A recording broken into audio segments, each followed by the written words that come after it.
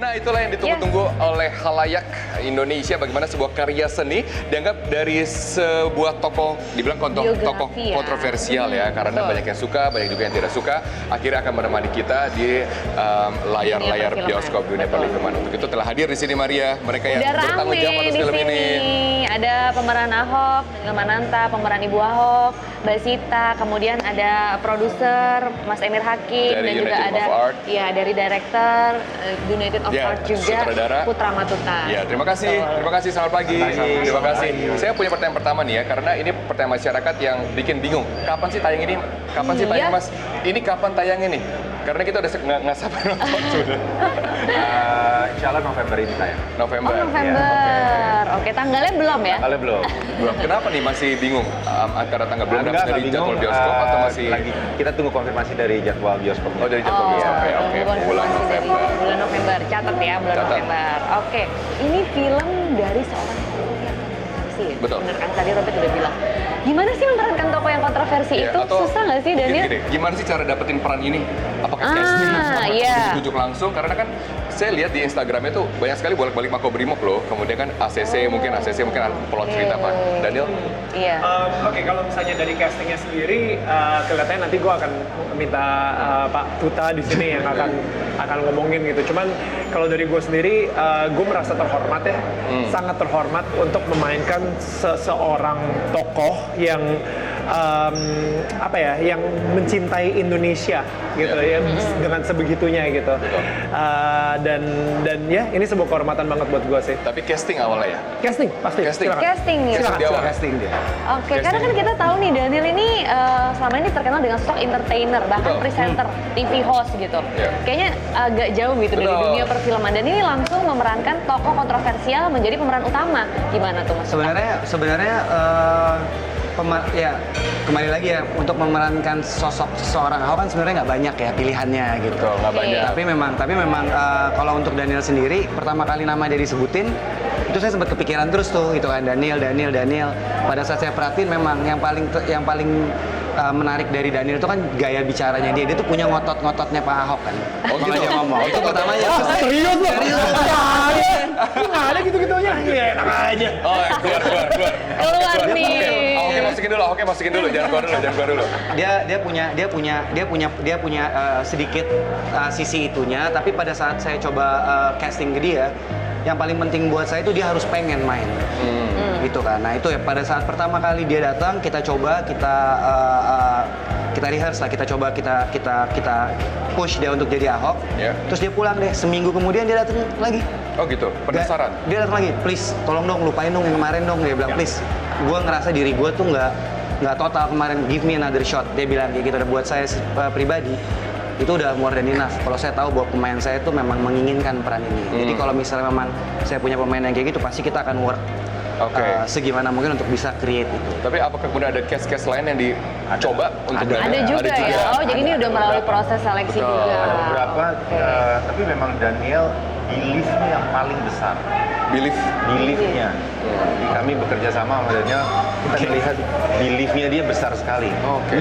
Jadi keinginannya besar banget ya. Keinginannya besar banget. Tapi balik lagi nih ke Mas Emir, kenapa sih mengangkat film ini menjadi buku ini menjadi film gitu? Karena kan kita tahu tokohnya saja sudah mengandung pro kontra gitu. Takut nggak sih film ini jadi pro kontra juga? Pro kontra bagus tuh jualan.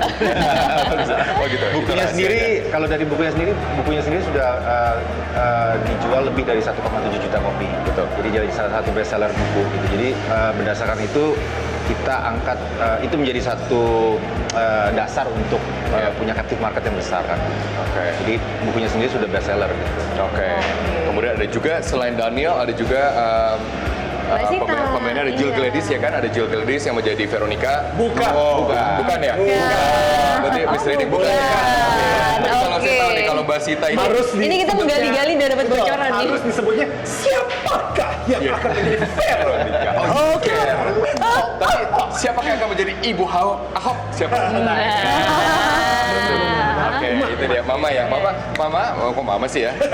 Mbak Sita akan saya nantikan jawabannya, tapi kita harus break dulu. Tetap bersama kami akan segera kembali sesaat lagi. Kembali lagi di Selamat Selamat pagi Indonesia dan kembali bersama kru dan cast dari A Man Called Ahok. Nah, Mbak Sita sebagai pemeran dari Ibu Ahok. Ya. Ibu Ahok ini kan sosoknya nggak banyak bicara ya. Kalau kita wawancara tuh susah banget gitu, tapi sabar, jawabannya pendek-pendek. Susah nggak sih memerankan sosok ibu dari Pak Ahok ini? Challenging sih, karena sebenarnya saya orangnya seneng banget ngomong. Iya, Enggak. Nahan-nahan gitu susah. Enggak sih, sebenarnya untuk menjadi Ibu Buniarti itu memang untuk memainkan orang yang masih ada itu jelas atau pernah ada itu jelas challenge-nya lebih banyak gitu ya kan pastinya kan. Yeah. Cuman kami mendapatkan kesempatan buat bertemu dengan Ibu Buniarti langsung waktu itu. Sama juga jawabannya pendek-pendek, jadi perlu waktu sekali untuk akhirnya mengetahui sebenarnya bagaimana sih ya, gitu Ibu kan. Buniarti seperti apa. Tapi ada satu hal yang akhirnya saya temukan hanya dari percakapan biasa saja itu, bahwa Ibu Buniarti itu bilang ya keluarga itu dia harus memastikan keluarga dia baik-baik saja. Berapa kali ketemu ibu waktu itu? Saya hanya bertemu satu kali sih, kami hanya bertemu kali satu kali. Oke, kalau Daniel berapa kali ketemu Ahok untuk bicara hal ini? Berapa kali mempelajari Ahok? 2 kali. Dua kali. Di penjara. Di Makobrimob ya. Tapi sebelumnya udah sering mempelajari tokoh Ahok atau gimana sih? Mempelajari. Iya. Gue distract sama diri gue sendiri gitu. Gue suka. Tapi di Ruling ini beda karena dia mulutnya bisa begini kan? Hah? Oh gitu. Iya, itu gimana sih bisa begitu mulutnya kok berbeda ya? Mirip gitu ya. Well, anyway, emang ada trik-triknya, maksudnya kayak Pak Tuta juga sempat cerita juga, maksudnya contoh lidahnya harus dibelakangin, misalnya seperti itu. Itu triknya untuk lebih ngomongnya juga agak pelok jadinya gitu kan. Dan habis itu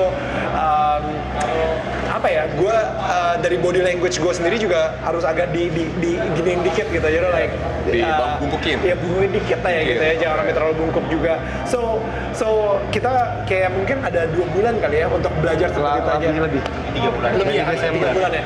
Dan gue sendiri juga kayak enak banget makan bebas, lepas dan lain-lain gitu ya, supaya gue menggemukkan lagi gitu. Naik hampir 10 kilo ada. Hampir 10 kilo. Oh iya? Emang harus ya? Iya, cepat kurus juga Tapi nih. untungnya ya gue kan mau seperti Robert gitu ya, kayak asik gitu kan. Robert pengen seperti Dani.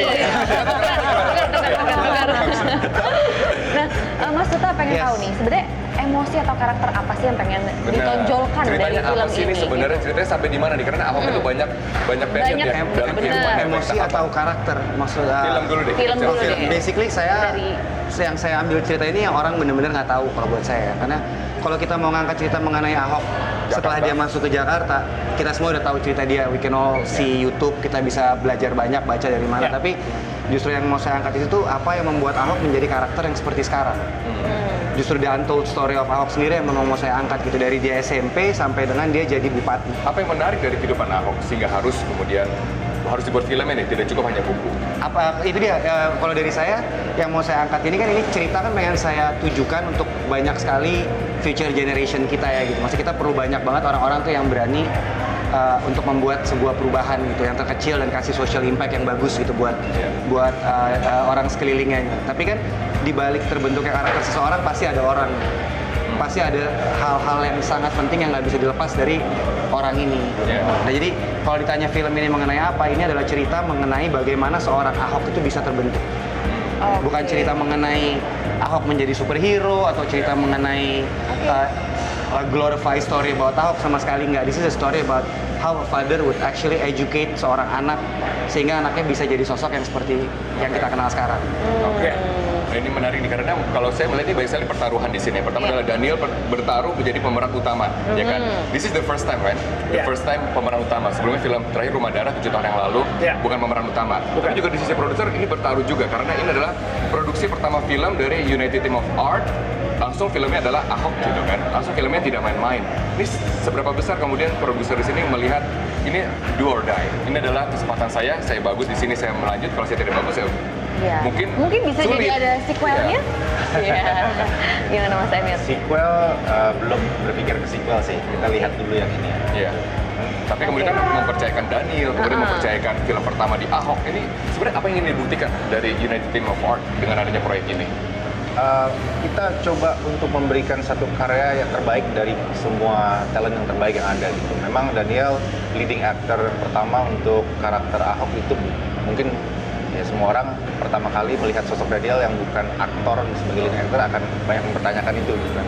Tapi kita melihat itu justru sebagai satu kesempatan yang besar.